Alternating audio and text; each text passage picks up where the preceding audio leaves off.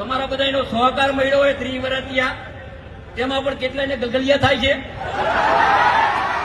કામ થાય છે. મારી બધી તૈયારી છે અને મરવાનું હોય ગોળીથી મરવાનું હોય, દવાથી નથી મરવાનું.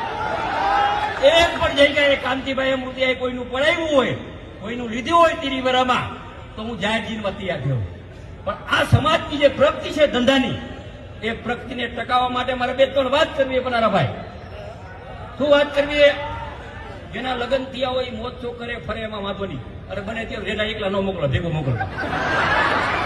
મારી બહેનોને વિનંતી છે, એકલા મોકલતા નહીં. આ બહુ સાચી વાત કરું. ત્યાં પકડાય એટલે મારે ફોન કરવો પડે બીજા ગેટ પાસે, ત્યાં શેડા અડાડવા પડે. બીજું મારી એક નંબર વિનંતી છે કે આપણી દીકરી કે દીકરો ગ્રેજ્યુએટ હોય, ગ્રેજ્યુએટ હોય એટલે 10 વાગ્યા પછી ફોન એને નીચે લઈ લેવાનો. રૂમમાં ફોન નહીં આપવાનો. રૂમમાં ફોન આપે દીકરો દીકરી એમ કે મારે રૂમમાં નંબર ફોન જોઈ છે એટલે સમજી લેવાનું કારા કામ કરવા, સમજી લેવાનું. એમ પ્રેમથી દીકરો દીકરી મોબાઈલ મૂકી દઈએ, મોબાઈલ રખડતો હોય એની શાંતિથી હોય. આ 2-3 વ્યસન છે. બીજું વ્યસન ઉપર પણ ભાર મૂકવાનું છે. મારો નંબર લખી લ્યો 98-253-9644. ક્યાંય પણ કારા ધંધા હાલતા હોય તો ફોન કરજો. પોલીસ નહીં આવે તો અમે આવશી. અમારી તૈયારી છે.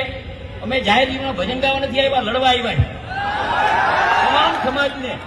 તમામ સમાજને હું અહીંથી આહવાન કરું કે તમામ સમાજને ચેતવાની જરૂર છે.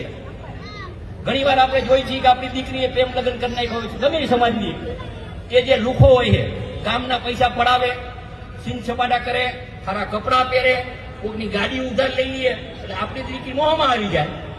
અને ઓલો મજૂરી કરતો હોય સવારના 7 વાગ્યાથી રાતના 8 વાગ્યા સુધી મજૂરી કરતો એનું હુકમ નથી થતું.